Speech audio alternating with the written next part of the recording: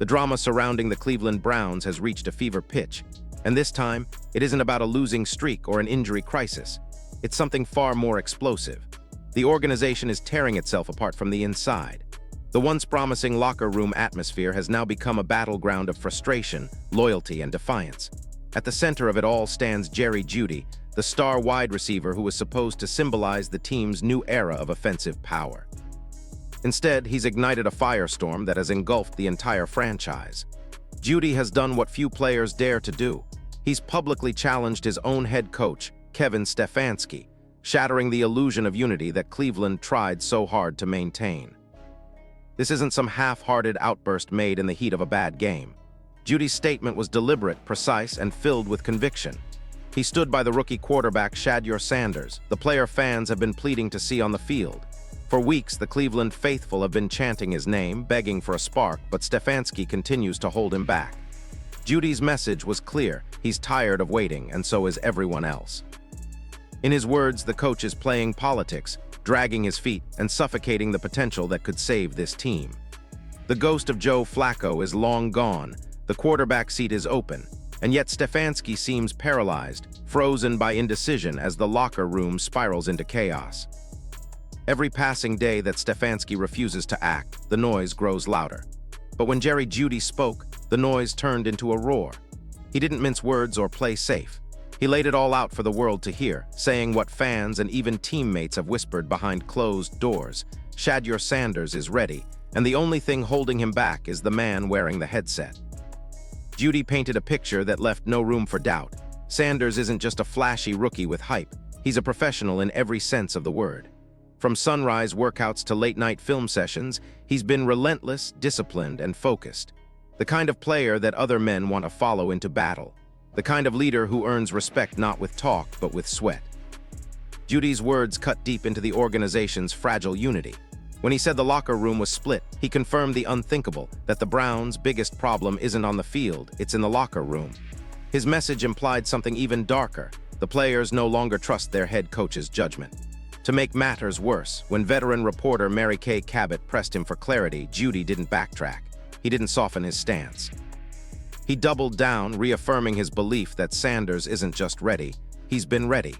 Every drill, every correction, every coaching moment, he's taken it all and turned it into growth. He's earned the right to lead. And just when it seemed the controversy couldn't escalate further, defensive captain Myles Garrett entered the fray. His support for Sanders didn't just echo Jeudy's, it amplified it.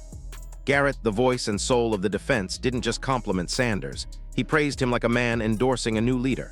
He described Sanders as the first to arrive and the last to leave, a player obsessed with improvement, studying the playbook until the lights go out. Garrett's words carried a weight that no reporter, fan, or analyst could ignore. When the team's most respected veteran calls a rookie the kind of player every locker room needs, it's not just a compliment, it's an indictment of the coaching staff. The cracks in the Browns' foundation are now impossible to ignore. Stefanski keeps repeating the same tired lines about development and patience, but nobody is buying it anymore. The hypocrisy is glaring.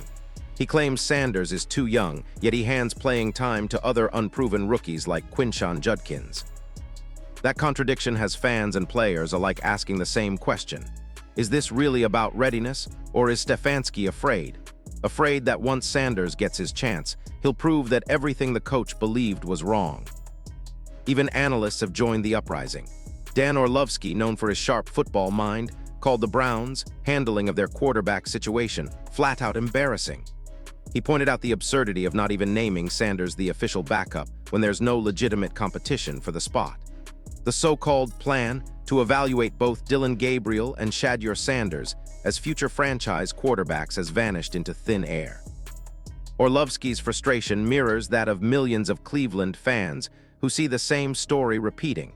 The front office overcomplicating the obvious, sabotaging its own progress in the name of caution. The anger in Cleveland isn't just loud, it's boiling over. Fans are marching into the stadium wearing shirts that read, "Start Shedeur now." Former players are speaking out online, calling the organization clueless.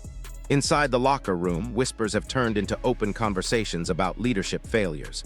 Players who once avoided the media are now hinting that something is deeply wrong. And through it all, Stefanski stands at the podium, arms crossed, hiding behind rehearsed lines about doing what's best for development. But everyone can see the fear behind his words. The situation has reached the point of no return. The locker room is divided, the media has declared open season, and the fans have lost faith. The players know it. They feel it every day in practice. The atmosphere has turned toxic, tense, uncertain, and heavy. When veterans start to question whether effort even matters, when young stars like Sanders are benched for reasons that make no sense, the core belief that keeps a team together, the belief that the best players earn their spots, starts to crumble. Once that trust is gone, there's no getting it back. Behind closed doors, sources claim more players have joined the rebellion, quietly voicing their frustrations in team meetings. They say the energy is all wrong, that practices feel lifeless, that everyone is waiting for something to break. Shedeur Sanders, to his credit, hasn't lost his composure. He keeps showing up early, studying harder, pushing through the noise with professionalism beyond his years. He isn't campaigning for the spotlight, he's earning it. And that calm, that discipline, only makes the contrast sharper between his leadership and his coach's indecision. Meanwhile, the front office can feel the walls closing in.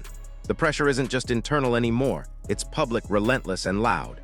Every sports talk show, every podcast, every headline is now centered around one question. Why won't Kevin Stefanski trust Shedeur Sanders? If he continues to dig in his heels, he might not just lose games, he could lose his team. The tension has reached the point where every snap, every word, every post-game comment feels like a trigger waiting to set off a full-scale implosion.